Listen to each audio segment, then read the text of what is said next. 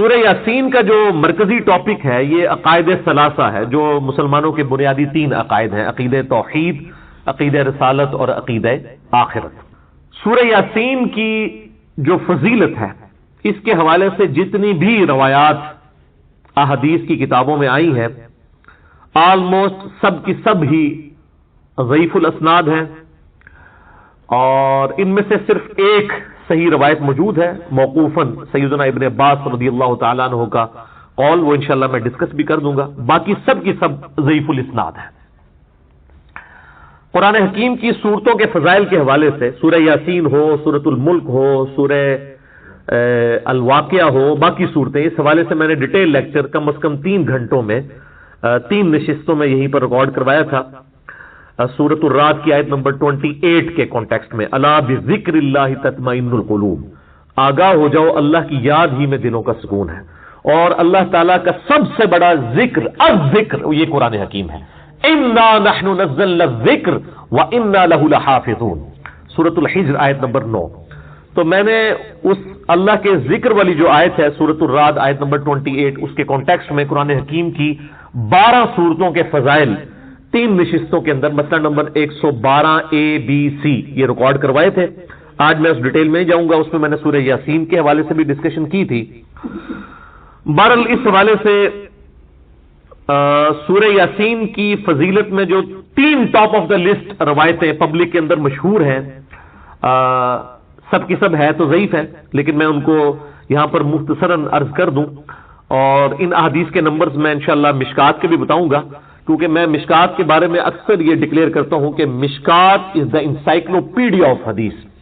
اہل سنت کی مین سٹریم کی 13 کتابوں کے یہ نوٹس ہیں، بخاری، مسلم، ابو داؤد، ترمذی، نسائی، ابن ماجہ، الموطا امام مالک، سنن کبریٰ، البیہقی، المستدرک للحاکم اور کئی کتابوں میں سے یہ سمجھ لیں آپ نوٹس ہیں۔ یہ انسائکلوپیڈیا آف حدیث ہے، جس کے پاس مشکات آ جائے آپ سمجھیں کہ اہل سنت کی تمام کتابوں کا آلموسٹ خزانہ اس کے پاس ان 3 جلدوں کے اندر آ گیا۔ یہ مفت میں آپ ڈاؤن لوڈ کر سکتے ہیں ہماری ویب سائٹ اہل سنت پاک .com سے۔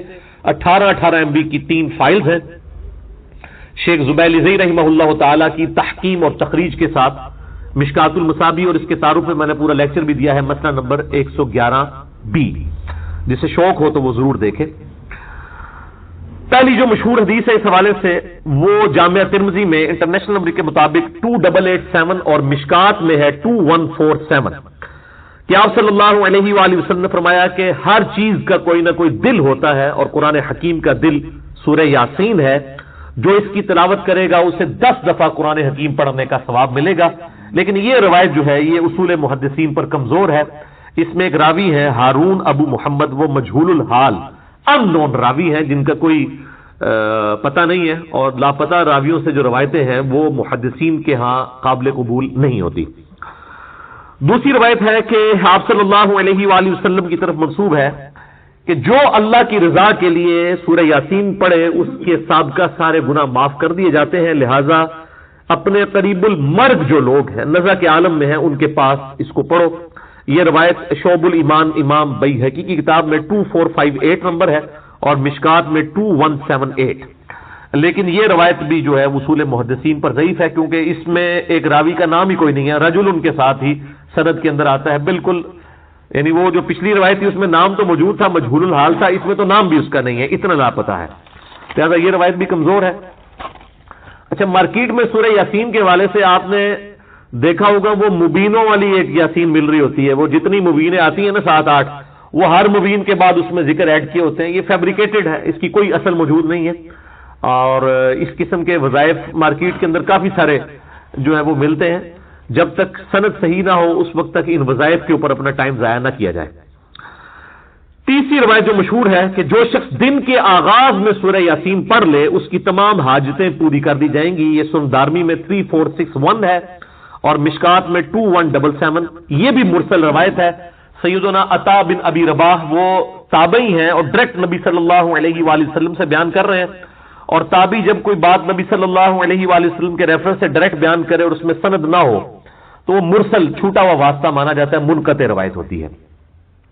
لیکن یہ جو سنن دارمی کی حدیث ہے 3461، اس سے بالکل اگلی روایت جو ہے وہ بالکل صحیح سند کے ساتھ ہے سورہ یاسین کے بارے میں ہی، اور وہ ہے سنن دارمی میں 3462۔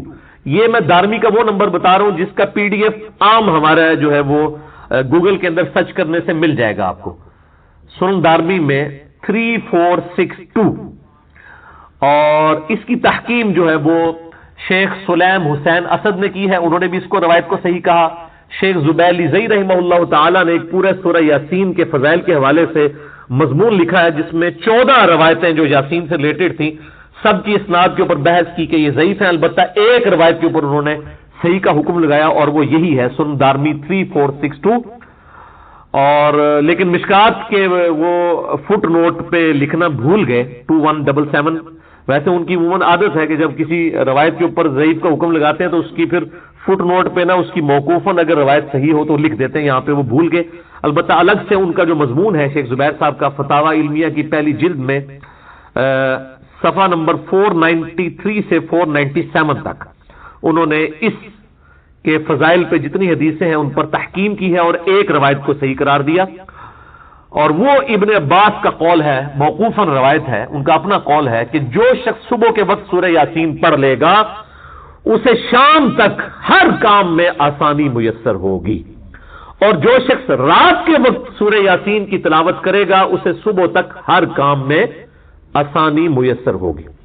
تو جو صبح کے وقت کام کے لیے نکلتے ہیں وہ صبح پڑھ کے نکلے، اور جو رات کی شفٹوں میں کام کرتے ہیں وہ رات کے وقت پڑھ کے نکلے۔ یہ روایت بالکل صحیح ہے، اور یہ محدثین کا پیٹ رول ہے کہ جب کوئی غیبی خبر ہو اور اس میں صحابی نبی صلی اللہ علیہ وآلہ وسلم کو مینشن نہ بھی کرے تب بھی اس کو آپ نبی صلی اللہ علیہ وآلہ وسلم کی طرف ہی منسوب مانیں گے موقوفاً ہونے کے باوجود، اس لیے کہ غیبی خبر نبی صلی اللہ علیہ وآلہ وسلم کے علاوہ کسی کے پاس نہیں آتی ہے، کیونکہ جو علم غیب ہے، غیب کی خبر اللہ تعالیٰ اپنے صرف پیغمبروں کو دیتا ہے۔ لہذا ابن عباس جو اتنا بڑا دعویٰ کر رہے ہیں یہ پھینکنے والا نہیں ہے، یقیناً اس روایت کی اصل موجود ہے، اور یہ روایت صحیح سند کے ساتھ سنن دارمی 3462 الحمدللہ موجود ہے۔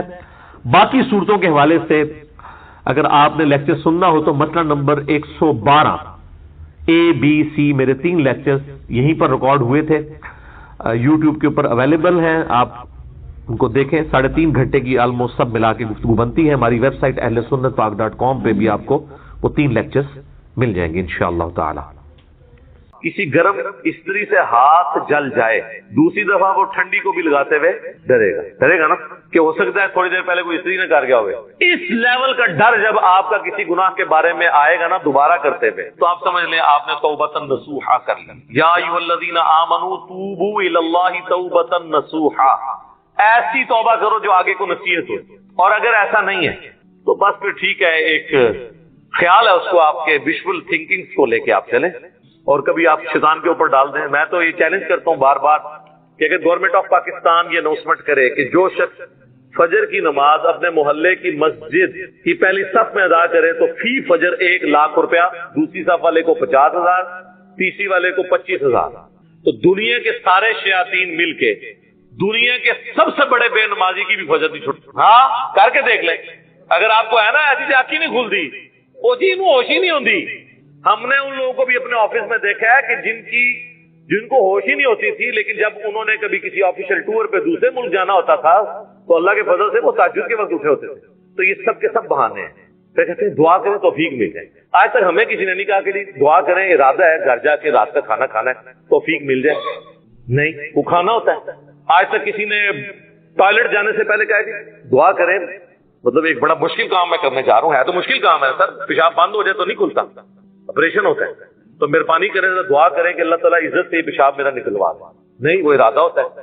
سارے کی ساری یہ دعائیں توفیقیں نیک اعمال کے بارے میں، کیونکہ وہ کرنے نہیں ہوتے۔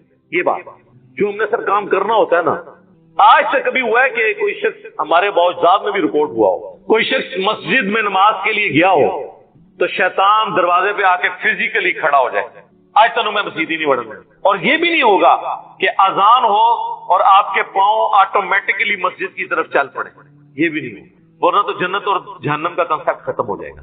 یہاں اللہ نے اختیار دے دیا، انا ہدیناہ السبیل، اما شاکرا و اما کفورا، ہم نے تو ہدایت کا راستہ واضح کر دیا ہے، چاہو تو شکر گزاری کی روش اختیار کرو، نہ شکری۔ اچھا لیکن اس سے یہ بات نہ سمجھ لیجئے گا کہ اللہ کو کوئی پرواہ نہیں ہے، ٹھیک ہے وہ گناہگاروں کو بھی بخش دے گا، مجرمین کو بھی بخش دے گا، اور نیکوکاروں کو تو اس نے بخشنا ہے، نہ اس طرح نہیں۔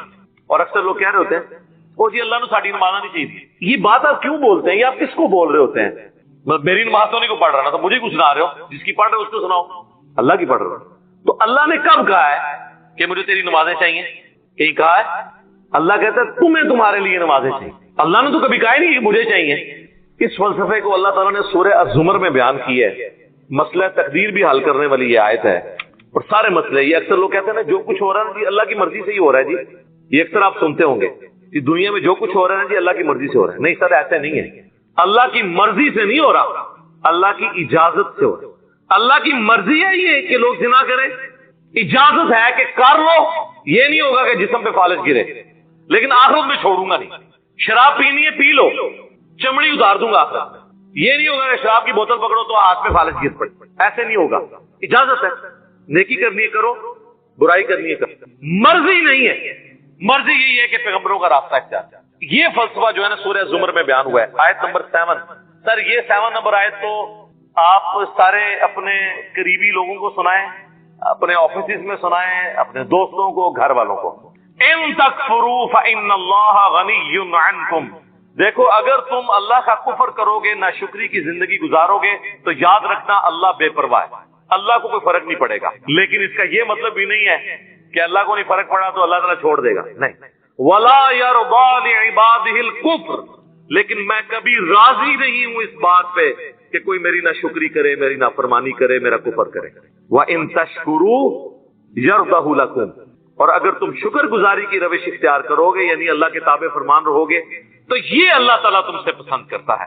وَلَا تَزِرُ وَازِرَةٌ وِزْرَ أُخْرَىٰ، کوئی جان دوسری جان کا بوجھ نہیں اٹھائے گی، ہر شخص نے اپنے اعمال کا جواب دہ خود ہونا ہے۔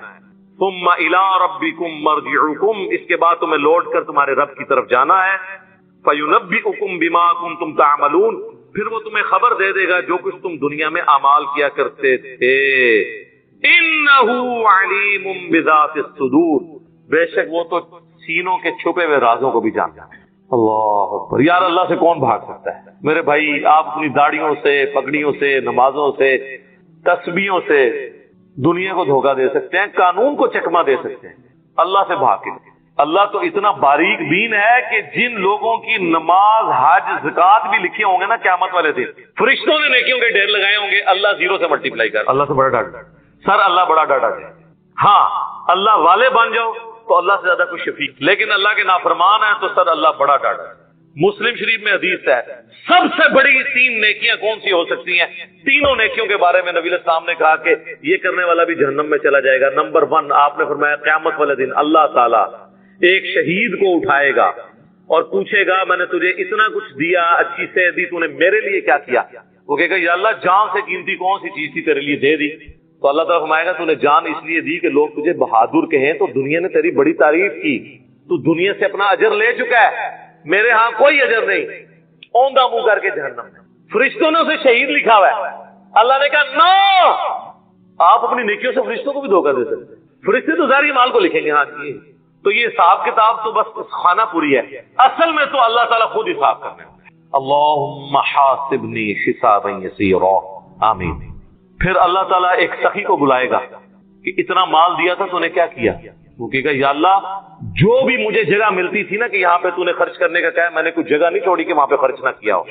اللہ تعالیٰ فرمائے گا تو نے اس لیے خرچ کیا کہ لوگ تیری تعریف کریں کہ یہ بڑا سخی ہے، تو دنیا میں تیری بڑی تعریف ہوتی تھی، میرے ہاں تیرے لیے کوئی اجر نہیں ہے، اوندا منہ کر کے جہنم میں۔ پھر قرآن کے قاری کو بلایا جائے گا، اللہ تعالیٰ کہے گا میں نے تجھے قرآن دیا تھا، تو نے میرے لیے کیا کیا؟ کہے گا یا اللہ میں نے اس لیے لوگوں کو قرآن سکھایا، قرآن کی تعلیم دی۔ اللہ نے فرمایا یہ اس لیے کہ لوگ تجھے قاری کہیں، تو دنیا میں تیری بڑی تعریف ہوئی، تیرے نام سے پہلے بھی 8 جمعے ہوتی تھی، بعد میں بھی 10 جمعے لگتی تھی، یہ میں اس کی تشریح کر رہا ہوں۔ پھر لوگ کہتے ہیں نہیں دی جی تو لکھے ہی نہیں جی، دی جی اتنا کوئی نہیں لکھا ہوتا، وہ آپ کرنا ہوتا ہے بچوں، کیونکہ قرآن پرانا نہیں ہوتا۔ قرآن اگر نبی اسلام کے زمانے میں بات ہو رہی ہے نا سورۃ الانفال میں کہ اپنے جو گھوڑے ہیں وہ جہاد کے لیے تیار رکھو. تو آج گھوڑوں کو ہم میزائل میں اور ایئر کرافٹ کی فارم میں اس کو ترجمے اور تشریح میں بیان کریں گے. ہمیں کوئی گلا نہیں کرے گا جی قرآن میں گھوڑے لکھے تھے تو یہ کیوں بیان کیتا ہے. تو تھی کھوتے نہ بڑھو, اپنی عقل بھی استعمال کرو. وہ تو ڈاکٹرین ہوتی ہے. اللہ تعالیٰ اس کو اوندا منہ کر کے جہنم میں پھینکے گا. سر ان 3 بڑی نیکیوں سے بڑی کو نیکی کسی کو پتا تو مجھے بتا دیں. شہادت سے بڑی کوئی نیکی نہیں ہے. سب سے قیمتی چیز اللہ کو دے دینا, جان. اللہ کی راہ میں مال لوٹانا. قرآن میں نماز کے ساتھ آلموسٹ ہر جگہ انفاق فی سبیل اللہ کا حکم آیا. اور تیسرا قرآن کی تعلیم. وہ تو سر بخاری میں حدیث ہے, تم میں سب سے بہتر وہ جو قرآن سیکھے اور سکھائے. ان 3 نیکیوں سے بڑی کو نیکی پاسبل نہیں ہے, لیکن 0 سے ملٹیپلائی, کیونکہ اللہ کے لیے نیکی. مسند احمد میں حدیث ہے, جس نے دکھلاوے کے لیے روزہ رکھا اس نے شرک کیا, جس نے دکھلاوے کے لیے نماز پڑھی اس نے شرک کیا, اور جس نے دکھلاوے کے لیے صدقہ کیا اس نے شرک کیا. کی نیکی ہو گیا شرک. یہ کیا بات ہوئی؟ نماز کیسے شرک ہو گئی؟ نماز تو اللہ کی ہوتی ہے, پڑھی بھی اللہ کے لیے, لیکن دکھانے کے لیے کسی کو. ہمارے ایک ایکس پریزیڈنٹ تھے نا, مجھے ان کی پالیسی سے تو بہت اختلاف ہے, جنرل ضیاء الحق, لیکن ایک مذہبی آدمی. ان کی وجہ سے ہماری فوج کے اندر کافی ریفارمز آئیں, اور یہ بہت بڑا احسان ہے ان کا پاکستانی فوج کے اوپر, ورنہ ان سے پہلے کی فوج اور آج کی فوج میں بڑا فرق ہے. اب آپ کو مذہب کا رنگ غالب نظر آئے گا ہماری فوج کے اندر. اور جب فوج سے لوگ ریٹائر ہوتے ہیں تو میں تو سب سے زیادہ باقی اداروں کی نسبت ان لوگوں کو دیکھا ہے کہ پریکٹسنگ مسلمان ہیں, کیونکہ موت کو بڑا قریب سے دیکھ لیتے ہیں نا. تو بڑے بڑے لوگوں کی عقل ٹھکانے ہو جاتی ہے جب اپنے ساتھ آپ شہداء کی لاشیں اٹھاتے ہیں بارڈرز کے اوپر. تو بس انسان کو نظر آتی ہے, یار کل تو یہ میرے ساتھ روٹی کھا رہا تھا, آج میں اس کے جسم کے لوتھڑے سمیٹ رہا ہوں.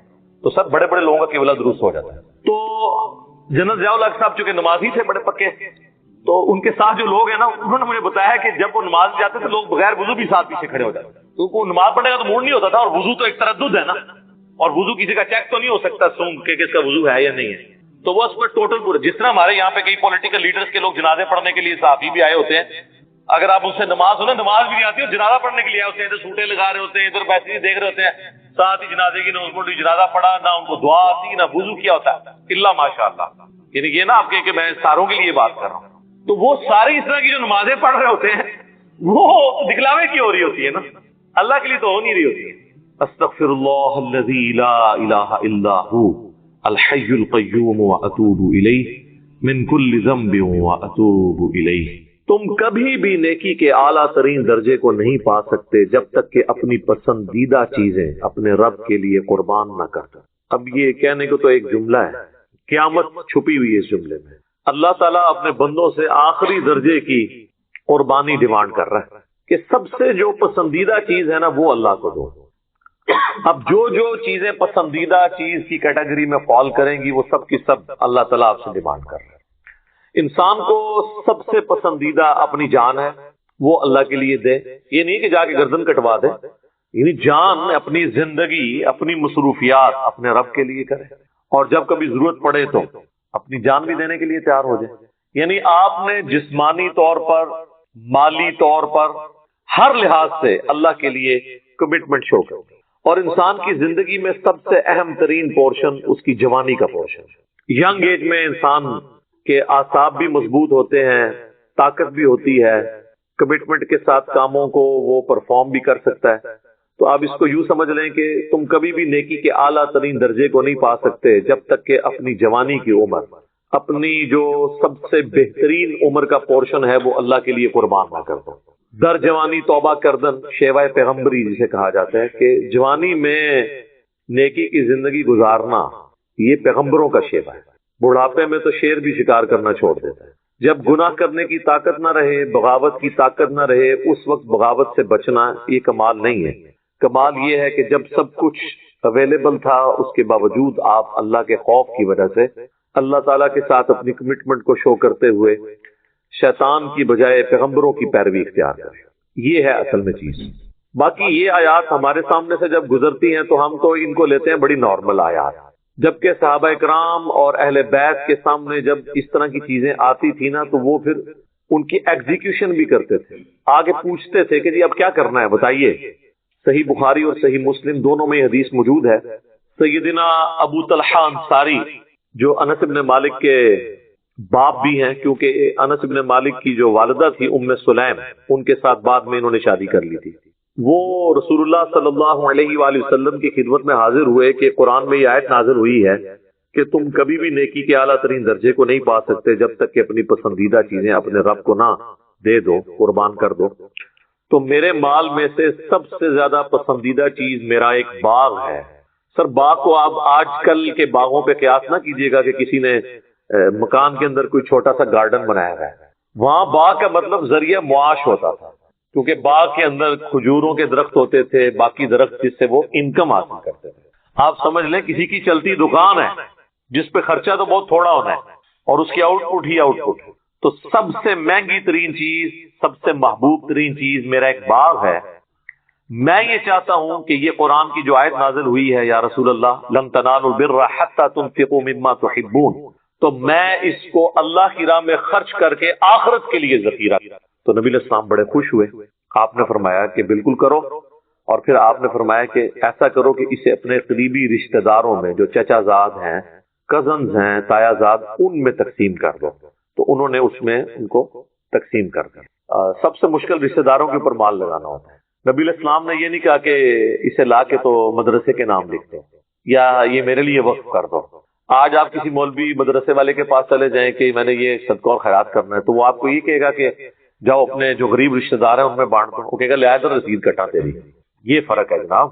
تو نبی علیہ السلام کو چونکہ دنیاوی کوئی لالچ نہیں تھی، آپ نے اسے مین مال غنیمت کے پول کے اندر نہیں لیا، آپ نے فرمایا اپنے رشتہ داروں پہ خرچ کرو۔ نبی علیہ السلام نے پریکٹیکلی قرآن پہ عمل کر کے بتایا۔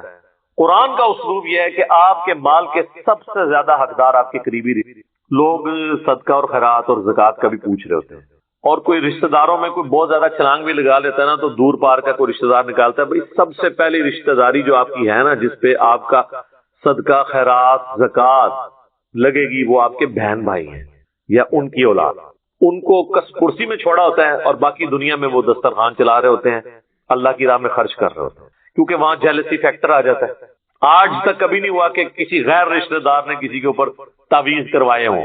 ویسے تو زیادہ تر ہے ہی فراڈ ہے، ہوتا کچھ نہیں ہے، نفسیاتی بیماری ہوتی ہے، لیکن اگر ہو بھی تو کبھی ایسا نہیں ہوا کہ کوئی بہو جو ہے وہ جائے پتہ لگوانے کے لیے اور وہ آگے سے نجومی صاحب یہ نہ بتائیں کہ تیری ساس نے کروایا تیرے پہ، اور ساس جائے اور اس کو یہ نہ بتایا جائے کہ تیری بہو نے کروایا۔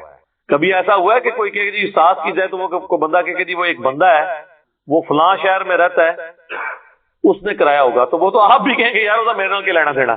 جس کے ساتھ لینا دینا ہوتا ہے وہی جیلسی فیکٹر میں انوالو ہوتے ہیں نا، اور قریبی رشتہ دار ہوتے ہیں۔ تو نبی علیہ السلام نے اسی چیز کو ایمفسائز کیا کہ اپنے رشتہ داروں میں وہ مال خرچ، سب سے زیادہ حقدار وہ ہیں اور سب سے زیادہ مشکل انہی کے اوپر خرچ کرنا ہو جاتا ہے۔ ایک اور حدیث ہے بخاری اور مسلم میں، سیدنا عمر ابن خطاب رضی اللہ تعالیٰ عنہ نبی علیہ السلام کے پاس حاضر ہوئے اور یہی آیت پڑھی لن تنالوا البر حتى تنفقوا مما، اور کہا کہ یا رسول اللہ مجھے جو خیبر کے پاس زمین ہے میری، وہ مجھے سب سے بڑھ کر عزیز ہے، تو میں چاہتا ہوں کہ اللہ کی راہ میں خرچ کروں۔ تو نبی علیہ السلام نے ان کو فرمایا کہ تم اس کو اللہ کے لیے وقف کر دو، باقی اس کے اوپر جو پھل فروٹ لگتے ہیں وہ جو آمدن ہو رہی ہے نا اس کو اللہ کی راہ میں خرچ کر دو، یعنی اصل ایسٹ اپنی جگہ پہ رہے اور اس سے جو انکم ہو رہی ہے اس کو خرچ کرو۔ یہ بھی ایک فارم ہے۔ آخرت کے لیے ذخیرہ کرنا ہے، جو ابو طلحہ انصاری نے کہا یا رسول اللہ میں چاہتا ہوں آخرت کے لیے ذخیرہ کرنا۔ بخاری اور مسلم دونوں میں حدیث ہے کہ انسان رٹ لگاتا رہتا ہے پوری زندگی میرا مال میرا مال میرا مال، جبکہ تیرا مال تو وہ ہے جو تو نے کھا لیا یا پہن کر بوسیدہ کر دیا یا اللہ کی راہ میں خرچ کر کے آخرت کے لیے سٹور کر لیا، باقی تو تیرے ورثہ کا مال ہے، پچھلے تقسیم کریں گے۔ اچھا جو آپ اللہ کی راہ میں اپنے ہاتھوں سے خرچ کرتے ہیں نا اور آخرت کے لیے محفوظ کر لیتے ہیں وہ آپ کا مال ہے، کیونکہ قیامت کے دن کی کرنسی جو ہے وہ نیکیاں ہیں۔ لیکن اس کا یہ مطلب نہیں ہے کہ جاتے جاتے پورا جو اپنا مال ہے یا اپنی جائیداد ہے وہ کسی مدرسے کو دے جائیں یا کسی این جی او کو دے جائیں، نہیں۔ اسلام نے اس چیز کو ناپسند کیا ہے کہ کوئی شخص اپنا سارا کا سارا مال اللہ کی راہ میں خرچ کر دے، اس چیز کو اسلام نے ناپسند کیا ہے، نبی علیہ السلام نے اس سے منع فرمایا ہے۔ وہ جو اوائل اسلام میں چند ایک قربانی کے واقعات آپ کو ملتے ہیں نا، وہ اس وقت سچویشن ایسی تھی، جب یہ چیزیں اسٹیبلش ہو گئی ہیں پھر تو نبی علیہ السلام نے منع فرمایا ہے۔ صحیح بخاری اور صحیح مسلم دونوں میں حدیث ہے، حضرت سعد ابن ابی وقاص کہتے ہیں کہ فتح مکہ کے موقع پر میں اتنا بیمار ہوا کہ مجھے لگا کہ اب میں جانور نہیں ہو سکوں گا، نبی علیہ السلام میری عیادت کے لیے آئے، حالانکہ اس کے بعد بہت عرصہ زندہ رہے۔ فتح مکہ ہوئی ہے 8 ہجری میں اور حضرت سعد ابن ابی وقاص 56 ہجری میں فوت ہوئے ہیں۔ سب سے آخری بدری صحابی فوت ہونے والے جو ہیں سعد ابن ابی وقاص۔ تو میں نے کہا یا رسول اللہ میری ایک ہی بیٹی ہے، میں چاہ رہا ہوں کہ میں اپنا مال اللہ کی راہ میں خرچ کر دوں سارے کا سارا۔ آپ صلی اللہ علیہ وآلہ وسلم نے فرمایا کہ سے منع فرمایا، ان کا یا رسول اللہ مجھے اجازت دیں میں اپنے مال کا 2/3 حصہ 2/3 اللہ کی راہ میں خیرات کر دوں۔ آپ نے اجازت نہیں دی۔ پھر انہوں نے کہا آدھا مال، آپ نے اجازت نہیں دی۔ پھر انہوں نے کہا 1/3 مال، تو آپ نے بڑی مشکل سے اجازت دی اور ساتھ فرمایا کہ کیا تم یہ چاہتے ہو کہ تمہارے مرنے کے بعد تمہاری اولاد اور قریبی رشتہ دار جو ہیں یہ لوگوں سے مانگتے پھریں، ان کے لیے کچھ چھوڑ کے مرو۔ یہاں پہ ذرا سا باپ بیٹے کا جھگڑا ہوتا ہے، سب سے پہلے وہ اولاد کو آگ کرتے ہیں اور جاتے جاتے مدرسوں کے نام لکھ کے چلے جاتے ہیں۔ یہ وہ نیکی نہیں کما کے گئے، گناہ ہی کما کے گئے۔ 1/3 سے زیادہ مال آپ اللہ کی راہ میں خیرات کر ہی نہیں سکتے اپنی زندگی میں، پچھلوں کے لیے چھوڑ کے مرنا ہے، کیونکہ مالک اللہ ہے اس مال کا۔ اور آگ تو آپ کر ہی نہیں سکتے نا، آگ کا تو کنسیپٹ اسلام کے اندر ہے ہی کوئی نہیں ہے، یہ تو پاکستانی قانون کے اندر کسی نے اگر کوئی بنا دیا تو بنا دیا، آگ تو کوئی کر ہی نہیں سکتا، مالک اللہ ہے۔ باپ بیٹے کا رشتہ کون ختم کر سکتا ہے؟ بیٹی باپ کا رشتہ، ماں بیٹے کا رشتہ یہ کون ختم کر سکتا ہے؟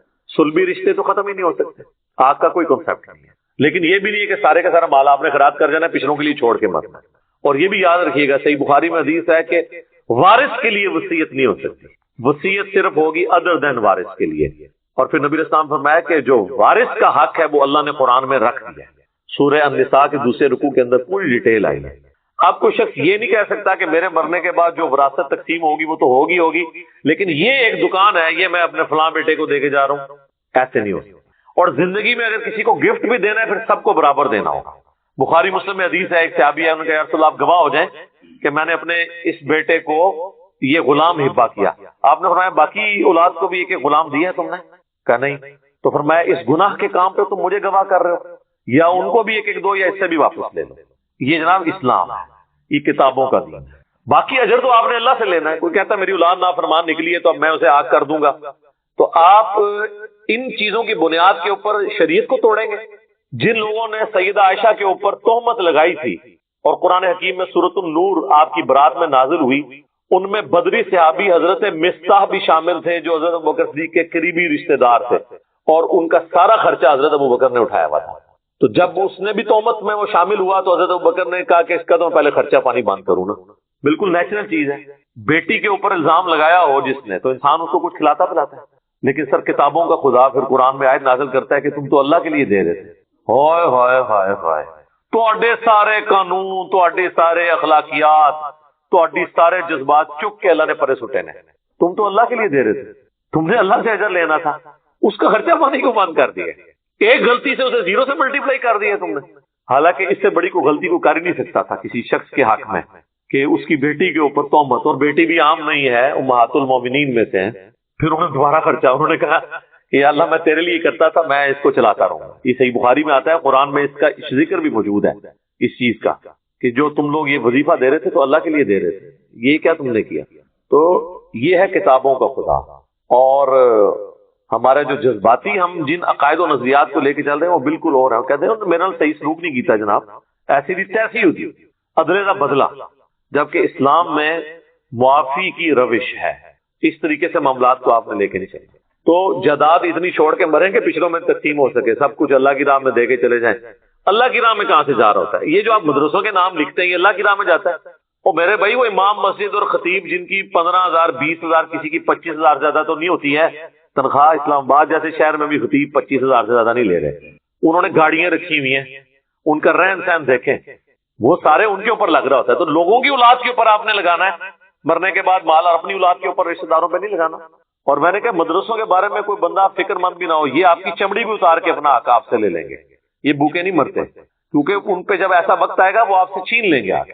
لیکن جو غریب رشتہ دار آپ کے اپنے قریبی ہیں آپ ان کے ساتھ صرف نظر کیے، تو یہ آخرت کے لیے آپ نے اسٹور کرنا۔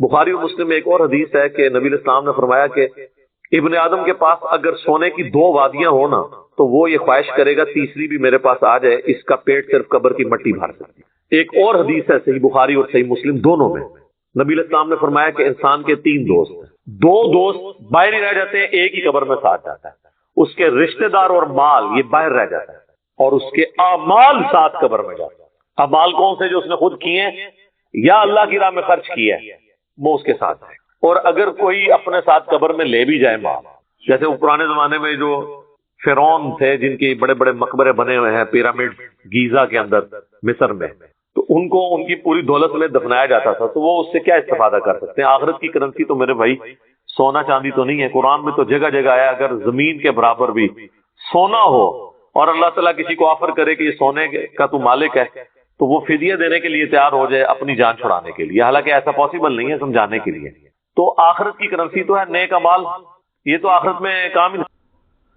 یہاں پہ تو مختصر بات ہے، لیکن باقی جگہوں میں ملے گا کہ اگر والدین تجھے اکسائیں اس بات کے اوپر کہ تو اللہ کے ساتھ کسی کو شریک ٹھہرا، تو پھر ماں باپ کا بھی کہنا نہیں ماننا.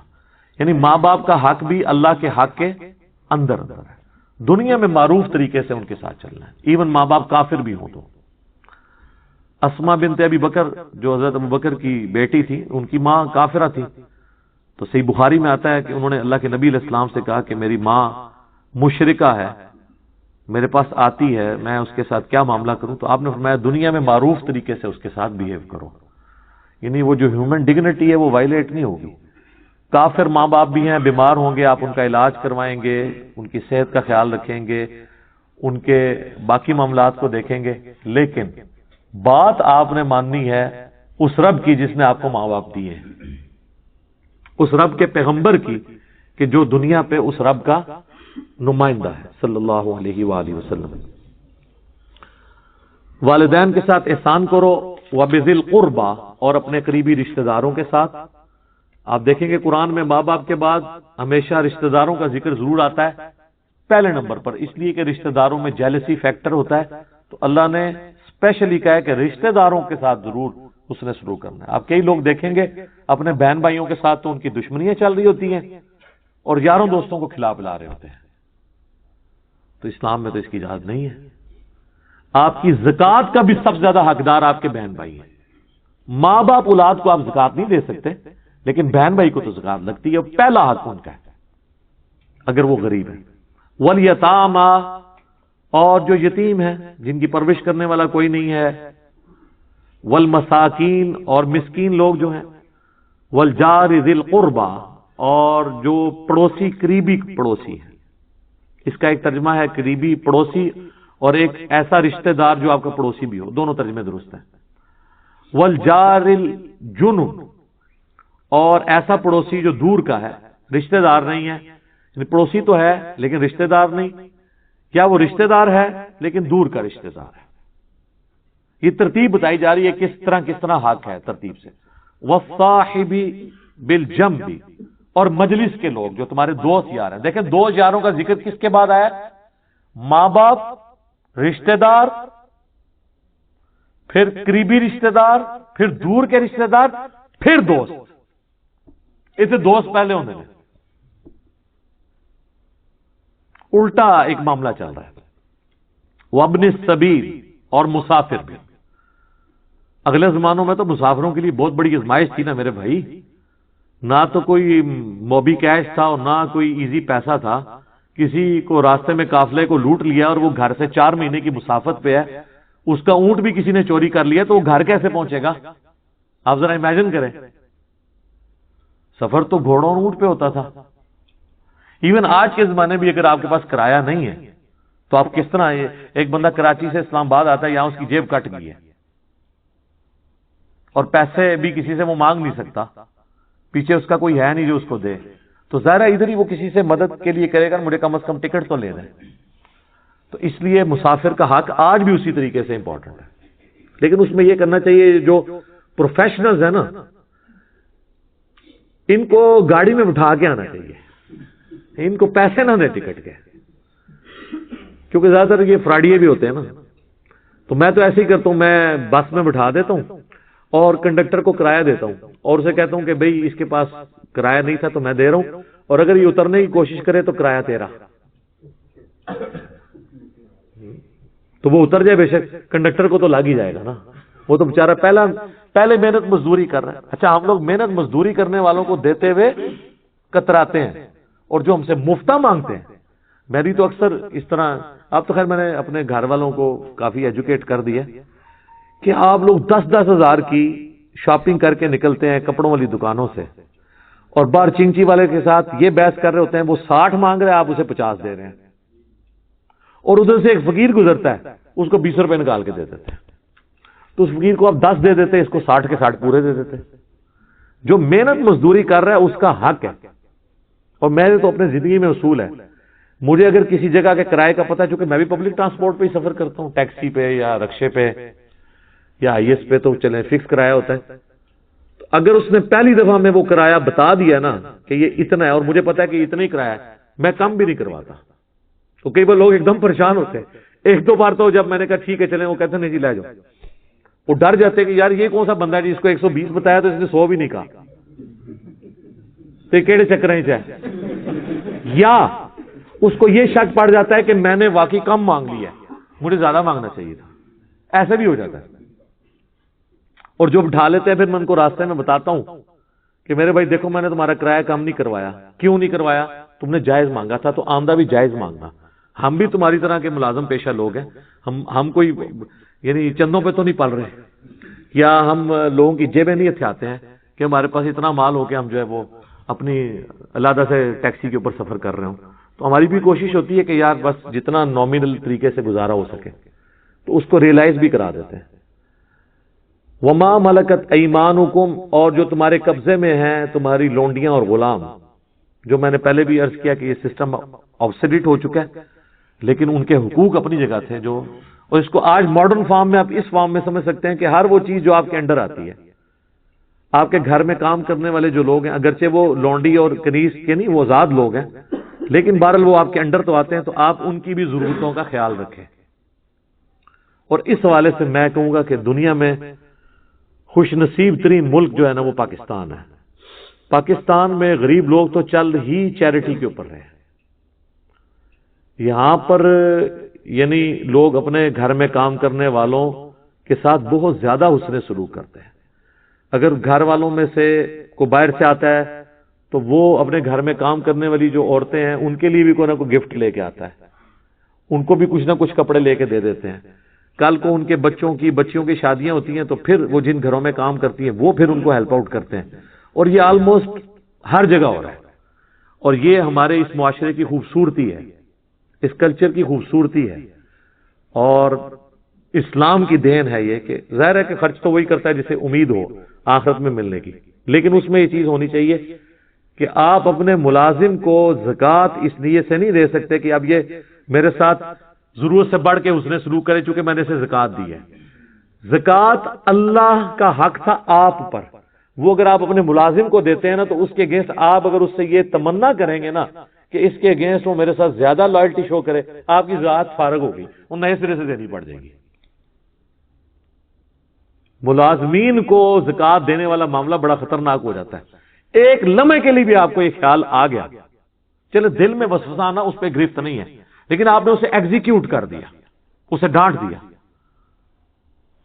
کہ تم نے میں فریج لے کے دیتا سی، تو فریج تو آپ نے لے کے دیا تھا زکوٰۃ کے پیسوں کا، تو اس پہ احسان کیسا؟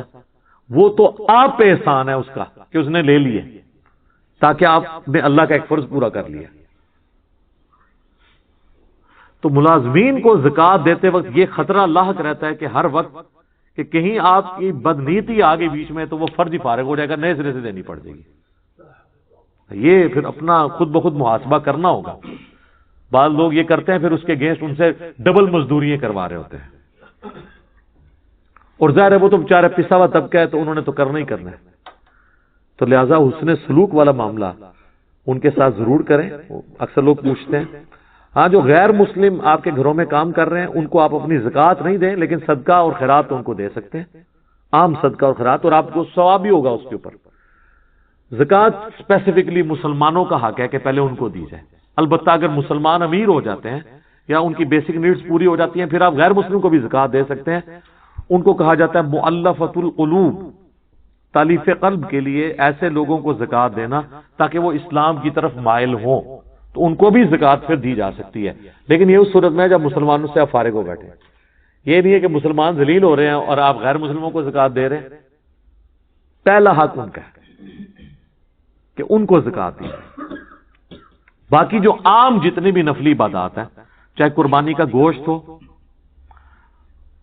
صدقہ اور خیرات ہو، عقیقے کا کھانا ہو، عام جو نظر نیاز اللہ کی راہ میں آپ دیتے ہیں، 11ویں نہیں، اللہ کے لیے جو، وہ سب کی سب آپ غیر مسلم کو بھی دے سکتے ہیں، اس کو بھی کھلانے کا ثواب ہے۔ قرآن میں دیکھیں جگہ جگہ آتا ہے نا کہ مساکین کو کھانا کھلاؤ، کبھی نہیں ساتھ آئے گا کہ مسلمان مسکین ہو یا غیر مسلم، کیٹاگوریکلی، وہ بھی اللہ کی مخلوق ہے، ٹھیک ہے۔ اور اوائل اسلام میں تو جن لوگوں نے اسلام قبول کیا ہے وہ اسلام کی انہی اخلاقی رویوں کی وجہ سے کیا ہے نا، کہ عرب کے معاشرے کے اندر جہاں پہ غلاموں کی کوئی عزت نہیں تھی، وہاں پہ ایک شخص یہ آواز بلند کرتا ہے کہ جو خود کھاتے ہو وہی ان کو کھلانا ہوگا، جو خود پہنتے ہو وہی ان کو پہنانا ہوگا۔ اس لیے تو نبی علیہ السلام پہ پہلے غلام ایمان لے آئے تھے کہ ہمارے حقوق کی آواز کسی نے بلند کی ہے۔ وہ چیز جو مسلمانوں کا ترہ امتیاز تھی اور لوگوں کے اسلام قبول کرنے کا سبب تھی،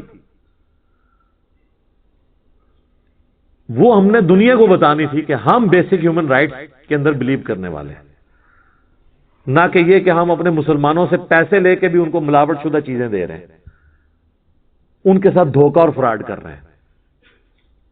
بالکل الٹ ہو چکا ہے نا کام۔ آپ دیکھ لیں، آپ کی والدہ ہاسپٹل میں ایڈمٹ ہوں خدا نہ خواستہ، اور آپ کو ڈاکٹر ایک ٹیکہ لکھ کے دے کہ جی اس ٹیکے سے آپ کی والدہ کی جان بچ سکتی ہے، اور آپ میڈیکل سٹور پہ جائیں اور وہ کہ جی یہ 2 ٹیکے میرے پاس اویلیبل ہیں، یہ حافظہ اللہ تعالیٰ اور دامت برکاتہم عالیہ نے جو نیا نیا میڈیکل سٹور انہوں نے میڈیکل دوائیاں بنائی ہیں ان کا ٹیکہ ہے، اور یہ جرمنی کے ایک کافر ڈاکٹر کا ٹیکہ ہے، تو جب مولوی ہے نا وہ بھی ادا لوے گا ٹیکہ، مولوی بھی مولوی کا ٹیکہ نہیں لے گا، انہوں پتا ہے کہ اے رحمت اللہ علیہ ساڈے بھی رحمت اللہ علیہ کرائے گا۔ یہی ہے، ہمیں تو کوئی اعتماد نہیں۔ میں اپنی پرسنلی آپ کو بتاؤں، میں نے جب بھی کوئی کرسچن مزدور یا مستری کام پہ لگائے ہیں نا تو مجھے تو بڑی بے فکری ہوئی ہے، نہ تو انہوں نے کوئی خرد برد کی ہے، میرا تو بڑا اس حوالے سے تجربہ ہے۔ تو کتنا شرم کا مقام ہے کہ ہم مسلمان ہو کے، یعنی جنہوں کہتے ہیں آرڈر ہم ہی کر دینا، پیسے لے کے بھی اس کو حلال نہیں کرتے، تو لوگوں کو ان تکلیفوں سے گزرنا پڑ رہا ہے۔ تو ایک عام آدمی کو تو اس سے کوئی غرض نہیں کہ آپ کی داڑھی کتنے انچ ہے اور آپ نماز کتنے منٹ کی پڑھتے ہیں، عام آدمی کو تو یہ غرض ہے کہ آپ کا اس کے ساتھ تعلق معاملات کا کیسا ہے۔ لیکن میں دوسری ایکسٹریم پہ بھی نہیں جاؤں گا کہ صرف معاملات اسی دیں اور اللہ تعالیٰ کو کہو جی اللہ سے اپنے حق معاف کر دے گا، وہ بھی دوسری ایکسٹریم ہے۔ اللہ کے حق بھی اور مخلوق کے حق، یہ دونوں پیرلل میں چل رہے ہیں۔ ایک پر سے پرندہ نہیں اڑتا، 2 پروں سے ہی اڑتا ہے۔ تو یہ اللہ تعالیٰ نے دونوں چیزیں، حقوق اللہ بھی، حقوق العباد بھی، امر بالمعروف بھی یعنی نیکی کا حکم بھی، اور نہی عن المنکر بھی۔ خالی فضائل اعمال نہیں، نہی عن المنکر نہیں کرتے نا، وہ کہتے ہیں امر بالمعروف کریں گے، اعمال کے فضائل سنائیں گے۔ نہی عن المنکر جو ہے نا وہ تو ظاہر ہے اس میں تو خطرہ ہوتا ہے کہ اگلا بندہ کوئی سنا ہی نہ دے۔ علم بھی عمل بھی، یہ بھی دیکھ لیں جوڑا ہے، خالی علم بھی کوئی چیز نہیں، خالی عمل بھی کوئی چیز نہیں، جب تک علم کی بنیاد پہ نہ ہو۔ انہیں وہ کہتے ہیں کوئی عشق سے محروم ہے، تو یہ بالکل غلط اپروچ ہے۔ البتہ اذان کے بعد دروشی پڑھنا، اور وہ بھی الوسیلہ والی دعا سے پہلے، تاکہ نبی علیہ السلام کی شفاعت حاصل ہو، یہ سنت ہے۔ دوسری حدیث صحیح مسلم میں ہے کہ نبی علیہ السلام نے فرمایا جو مجھ پر 1 دفعہ درود پڑے گا اللہ تعالیٰ اس پر 10 دفعہ درود پڑے گا، یعنی جو میرے لیے 1 دفعہ دعائے رحمت کرے گا اللہ تعالیٰ اس پر 10 رحمتیں نازل فرمائے گا۔ تیسری حدیث سنن نسائی میں ہے، حضرت جبرائیل علیہ السلام رسول اللہ کی خدمت میں حاضر ہوئے اور کہا کہ آپ کا رب آپ سے فرماتا ہے کہ کیا آپ اس بات پر راضی نہیں ہیں کہ آپ کا جو بھی امتی آپ پر 1 دفعہ درود بھیجے اللہ تعالیٰ اس پر 10 دفعہ رحمت نازل فرمائے گا، اور جو 1 دفعہ سلام بھیجے گا اللہ تعالیٰ اس پر 10 دفعہ سلامتی نازل فرمائے گا۔ یہ وہ حدیث ہے جس میں درود اور سلام دونوں کا ذکر ہے، ورنہ اس سے اوپر جو 2 حدیثیں ڈسکس ہوئی ان میں صرف درود کا ذکر تھا۔ درود اور سلام انٹرچینجبل الفاظ ہیں، جس طرح اردو میں خوش و خرم، حسین و جمیل، اور قرآن میں تو صرف سلام آیا، سلام علی ابراہیم، سلام علی موسیٰ و ہارون، اور پھر اسے کنکلوڈ کیا سبحان ربک رب العزت عما یصفون وسلام علی المرسلین والحمد للہ رب العالمین۔ اور آیت درود میں بھی دیکھیں اللہ اور فرشتے درود بھیجتے ہیں، اس میں سلام کا ذکر نہیں. اے ایمان والو تم درود اور سلام بھیجو. تو کیا سلام کے بغیر جو اللہ اور فرشتے بھیج رہے ہیں وہ ناقص درود ہے؟ نہیں، درود اور سلام انٹرچینجبل الفاظ ہے. اس میں پہلے بھی بول چکا کہ نبی علیہ السلام نے فرمایا جو ایک بار درود پڑھے گا، صرف درود کا ذکر ہے، اور یہ کہتے ہیں بغیر سلام کے پڑھا تو ناقص ہوگا. بالکل جھوٹ بولتے ہو تم، اللہ کے نبی پہ جھوٹ باندھتے ہو. اللہ تعالیٰ اس پہ 10 رحمتیں نازل فرمائے گا، 10 گناہ معاف کر دے گا اور اس کے 10 درجات بلند فرمائے گا. 5ویں حدیث جامعہ ترمذی میں ہے. نبی علیہ السلام نے فرمایا قیامت کے دن میرے سب سے زیادہ نزدیک وہ شخص ہوگا جس نے دنیا میں مجھ پہ سب سے زیادہ درود پڑھا ہوگا. اللہم صلی علی محمد وعلی آل محمد. 6ٹھی حدیث بھی جامعہ ترمذی میں ہے. اس حدیث کی صحت میں اختلاف ہے، چونکہ کچھ محدثین اسے صحیح سمجھتے ہیں، اس لیے میں اسے کوٹ کر رہا ہوں. ابی ابن کعب کہتے ہیں کہ میں نے اللہ کے نبی علیہ السلام سے عرض کیا کہ میں اپنی دعاؤں میں آپ کے لیے بھی دعائے رحمت کرتا ہوں، یعنی درود شریف پڑھتا ہوں. تو مجھے بتائیں میں اپنی دعاؤں کا کتنا حصہ آپ کے لیے دعا کیا کروں درود کی شکل میں، اور کتنا اللہ سے میں اپنے لیے دعا مانگوں؟ کیا میں اپنی دعاؤں کا 1/4 حصہ درود کے لیے مقرر کر لوں؟ نبی علیہ السلام نے فرمایا بہت اچھا ہے، لیکن اس سے بھی زیادہ کرو تو تمہارے لیے اور بہتر ہے. انہوں نے پھر عرض کیا یا رسول اللہ صلی اللہ علیہ وآلہ وسلم میں اپنی دعاؤں کا آدھا حصہ درود کے لیے کرتا ہوں اور آدھا باقی دعاؤں کے لیے. آپ نے فرمایا بہت اچھا ہے، اس سے بھی زیادہ کرو تو اور اچھا ہے. درود شریف کا جو سب سے پسندیدہ صیغہ ہے نا، وہ وہی ہے جو ہمارے درود ابراہیمی کا پہلا جز ہے، اللہم صلی علی محمد وعلی آل محمد. سنن نسائی میں حدیث ہے، انٹرنیشنل نمبر کے مطابق 1293 اور ایک نمبرنگ کے مطابق ہے 1292. یہ مجھے زبانی یاد ہے نمبر، 12 نبی علیہ السلام کی نسبت سے اور 92 محمد کی وجہ سے 1292 سنن نسائی. زید ابن خارجہ سے نبی علیہ السلام نے فرمایا مجھ پہ درود پڑھنا لازم کر لو اور اپنی دعاؤں میں پڑھا کرو اللہم صلی علی محمد وعلی آل محمد. یہ سنی شیعہ دونوں کے ہاں پڑھا جاتا ہے. اس کے علاوہ بخاری اور مسلم میں درود ابراہیمیہ ہے جو ہم نماز میں پڑھتے ہیں، یہ بھی ثابت ہے. باقی جتنے بھی درود ہیں اسی سے ملتے جلتے ہیں. صلی اللہ علیہ وآلہ وسلم یہ بھی نبی علیہ السلام سے ثابت ہے. صحیح مسلم میں حضرت عیسیٰ علیہ السلام کے لیے آپ نے کہا وَنُزُولِ عِیسَى ابْنَ مَرْیَمَ صلی اللہ علیہ وسلم وآلہ وسلم کے ساتھ پڑھنا بہتر ہے کیونکہ نبی علیہ السلام نے اسی کی ترغیب دلائی ہے. درود ابراہیمی میں بھی دیکھیں باقی درودوں کے اندر. اب رہا مسئلہ کتنی تعداد میں پڑھا جائے، جتنی حسب توفیق ہو. مجموع الزوائد میں ایک صحیح سند کے ساتھ حدیث موجود ہے سنن طبرانی کے ریفرنس سے کہ جو شخص صبح کے وقت 10 دفعہ دروشی پڑھ لے اور 10 دفعہ شام کے قیامت والے دن اسے میری شفاعت نصیب. تو یہ بڑا آسان ہے. 10 دفعہ اللہم صلی علی محمد وعلی آل محمد پڑھنے میں کتنا ٹائم لگتا. باقی اللہ تعالیٰ نے ڈیٹم لیول کے اوپر تو آپ پہ ویسے ہی یہ لازمی کر دیا ہے. نماز میں ہم دروشی پڑھ ہی رہے ہوتے ہیں، ہر نماز میں پڑھ رہے ہوتے ہیں. دروشی کے بغیر تمہاری نماز ہی مکمل نہیں ہوتی. اور ہماری نماز تو ہم تو دعائے قنوت کے بعد بھی دروشی پڑھتے ہیں، صحیح سند سے ثابت ہے. نماز جنازہ میں بھی درود شریف پڑھتے ہیں، ہر جگہ درود شریف ہے. مسجد میں داخل ہوتے وقت درود شریف ہے، وہ حدیثیں موجود ہیں، وہ میں نے اس لیکچر میں ساری حدیثیں بتائی ہیں. ہر خطبے کے آغاز میں درود شریف ہے. جس مجلس میں نبی علیہ السلام کا ذکر ہو وہاں پہ درود شریف ہے. مولا علی علیہ السلام سے حدیث ہے جامعہ ترمذی میں صحیح سند کے ساتھ کہ نبی صلی اللہ علیہ وآلہ وسلم نے فرمایا وہ شخص کنجوس ہے جس کے سامنے میرا ذکر ہو اور مجھ پر درود نہ پڑے. اللہم صلی علی محمد وعلی آل محمد. اور ترمذی میں ایک حدیث ہے وہ شخص تباہ و برباد ہو جائے جس کے سامنے میرا ذکر ہو اور مجھ پر درود شریف نہ پڑے. اللہم صلی علی محمد وعلی آل محمد. اور اس کے علاوہ سنن طبرانی میں بھی ایک روایت ہے، اس روایت کی صحت پہ اختلاف ہے لیکن کیونکہ کچھ محدثین اسے صحیح سمجھتے ہیں اس لیے میں ضرور بیان کرتا ہوں کہ جو شخص روزانہ 100 دفعہ درود شریف پڑھے تو قیامت والے دن اللہ تعالیٰ اسے شہیدوں کے ساتھ اٹھائے گا اور اس کی دونوں آنکھوں کے درمیان لکھا ہوگا کہ یہ شخص منافقت اور دوزخ کی آگ سے بری. 100 دفعہ درود شریف، میری تو کوشش ہوتی ہے کہ 100 دفعہ درود شریف روزانہ کم از کم ضرور پڑھا جائے. اگر کوئی روزانہ نہیں پڑھ سکتا 10 دفعہ تو پڑھ لیں.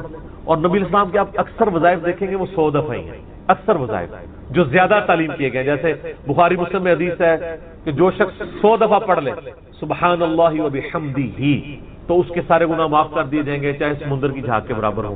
اور جو شخص صبح شام 100 دفعہ یہی پڑھے تو قیامت دن اس سے بڑھ کے کوئی عمل نہیں لے کے آ سکتا سوائے اس کے کہ جو اس سے زیادہ وہ کلمات پڑھ لے 100 کا. پھر بخاری میں 70 دفعہ استغفار کا ذکر ہے. پھر تسبیح فاطمہ بھی جو ہے 100 دفعہ ہے، 33 دفعہ سبحان اللہ، 33 دفعہ الحمدللہ، 34 دفعہ اللہ اکبر یا 33 دفعہ اللہ اکبر اور 100 کا عدد پورا کرنے کے لیے بخاری مسلم میں آتا ہے لا الہ الا اللہ وحدہ لا شریک لہ لہ الملک ولہ الحمد وہو علی کل شیء قدیر. تو یہ سارے 100 والے ہیں. زیادہ تو آپ جتنا مرضی پڑھیں. جامعہ ترمذی میں حدیث ہے قیامت والے دن میرے سب سے زیادہ نزدیک وہ شخص ہوگا جس نے دنیا میں مجھ پہ سب سے زیادہ درود شریف پڑھا ہوگا.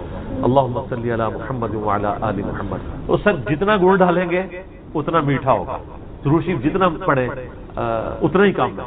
نبی علیہ السلام کے قرب کا ذریعہ. لیکن صرف درود شریف پہ زور ہو, نبی علیہ السلام کی تعلیمات پہ زور نہ ہو تو یہ غلط ہے. درود شریف کے لیے باوضو ہونا بھی شرط نہیں ہے. یہ اللہ کا ذکر ہے اور ایسا ذکر ہے جس کے لیے کوئی پروٹوکول نہیں. وضو پروٹوکول ہوتا ہے نماز پڑھنے کا. عام اذکار کے لیے کوئی وضو پروٹوکول نہیں ہوتا. ویسے آپ نے رکھنا ہے وہ ضرور کریں, لیکن ادروائز ان اذکار کا وہ پروٹوکول اس حوالے سے نہیں ہوتا. تو میری خواہش یہ ہے کہ آپ روزانہ کم از کم 100 دفعہ ضرور درود شریف پڑھیں. اگر نہیں پڑھ سکتے تو صبح فجر کے بعد 10 دفعہ اور 10 دفعہ مغرب کے بعد صبح شام 10 دفعہ پڑھ لیں تاکہ شفاعت رسول صلی اللہ علیہ وآلہ وسلم حاصل ہو. پھر مسلم شریف میں حدیث ہے, بخاری میں بھی کچھ حصہ ہے کہ جو اذان کا جواب دے, یعنی وہی مؤذن والے کلمات رپیٹ کرے, اس کے بعد مجھ پہ درود شریف پڑھے اور الوسیلہ والی دعا مانگے تو میری شفاعت اس کے لیے حلال ہو جائے گی. وہاں بھی درود شریف ہے. صحیح مسلم میں حدیث ہے جو ایک دفعہ 10 درود شریف پڑھے گا اللہ تعالیٰ اس پہ 10 رحمتیں نازل فرمائے گا. سنن نسائی میں حدیث ہے جو ایک دفعہ درود شریف پڑھے گا اللہ تعالیٰ اس پہ 10 رحمتیں نازل فرمائے گا, اس کے 10 درجات بلند کر دے گا, اسے 10 نیکیاں عطا فرمائے گا, اس کے 10 گناہ معاف کر دے گا. اتنی بڑی فضیلت ہے سر, اتنی بڑی فضیلت مجھے بتائیں کس عمل کی ہوگی؟ نفلی عبادات میں افضل ترین عبادت درود شریف. اچھا یہ درود شریف اللہ کی عبادت ہے کیونکہ آپ رجوع اللہ کرتے ہیں. اللہم صلی علی محمد وعلی آل محمد. یہ جو جمعے کے دن کے وظائف ہیں نا وہ آپ یعنی غروب آفتاب جمعرات والے دن اس سے لے کے جمعے کی مغرب تک کر سکتے. یہ نہیں ہوتا کہ جمعے کے دن کوئی کرنا ہو. تو جمعے والے دن درود شریف پڑھنے کی فضیلت ہے. ابو داؤد کے اندر اور ترمذی کے اندر, سنن نسائی میں, ابن ماجہ میں حدیث ہے کہ نبی صلی اللہ علیہ وآلہ وسلم فرمایا کہ جمعے کا دن تمام دنوں کا سردار ہے. اسی دن آدم علیہ السلام پیدا ہوئے, اسی دن وہ فوت ہوئے, اسی دن پہلا سور پھونکا جائے گا, دوسرا سور پھونکا جائے گا, قیامت قائم ہوگی. تم جمعے والے دن مجھ پہ کثرت سے درود پڑھو, تمہارا درود مجھ پر پیش کیا جائے گا. تو صحابہ کرام نے جرت کر کے پوچھا یا رسول اللہ صلی اللہ علیہ وسلم جب آپ مر جائیں گے اور آپ کی ہڈیاں مٹی میں مل جائیں گے. سر یہ صحابہ کے الفاظ ہیں جب تک 295C نہیں تھی مدینہ شریف, ورنہ آج کل تو کوئی سوال کر سکتا ہے. صحابہ پہ اللہ کی کروڑوں رحمتیں وہ سوال کیے تو میں چیزیں پتہ چلیں. تو نبی علیہ السلام نے فرمایا کہ ان اللہ حرم علی الارض ان تأکل اجساد الانبیاء, بے شک اللہ نے مٹی پہ حرام کر دیے کہ نبیوں کے جسموں کو کھائے. تو نبیوں کے جسم سلامت ہیں قبروں کے, ان پر درود شریف پیش ہو. تو جمعے والے دن درود شریف کی خاص فضیلت ہے. جمعے والے دن ضرور 100 بار پڑھ لیا کریں. نبی علیہ السلام کی بارگاہ میں درود شریف پیش ہو رہا ہوتا ہے. وہ سنن نسائی میں حدیث ہے نا, زمین پہ کچھ فرشتے سیاحت کرتے ہیں, میرے امتیوں کا سلام مجھ تک پہنچاتے ہیں. اور میں نے دیکھا ہے کہ یہ حقیقت بات ہے. مسلمانوں کے جتنے مقادم فکر ہیں ان میں سے 2 مقادم فکر میں نے درود شریف کا بہت اہتمام دیکھا. نبی علیہ السلام کا مبارک ذکر کرتے ہیں. پہلے نمبر پہ شیعہ حضرات ہیں کہ وہ درود شریف کا بہت اہتمام کرتے ہیں, اور دوسرے نمبر پہ اہل حدیث کے ہاں. آپ عرب میں چلے جائیں, آپ وہاں پہ عربی خطبے سنیں ان کے جمعوں کے. سر اگر ایک جملے میں 3 دفعہ آ رہا ہے نا تو وہ قال النبی صلی اللہ علیہ وآلہ وسلم پورا پڑھیں گے. یہاں ہمارے لوگ بیان کرتے پوری تقریر, میرے حضور گئے, حضور آئے, حضور نے کیا, دوسری ایک دفعہ بھی نہیں پڑھتے کیونکہ ٹرینڈ میں نہیں. تو یہ ٹرینڈ سیٹ کرنا چاہیے, اور یہ بھی آپ کا کام ہے کہ جب کسی علماء سے آپ یہ سنیں کہ وہ بغیر درود شریف کے نبی صلی اللہ علیہ وآلہ وسلم کا ذکر کر رہے ہیں تو آپ اسے بتائیں کہ یار چلو 4 دفعہ نام لیا ہے, 1 دفعہ تو درود شریف ساتھ پڑھتے ہیں.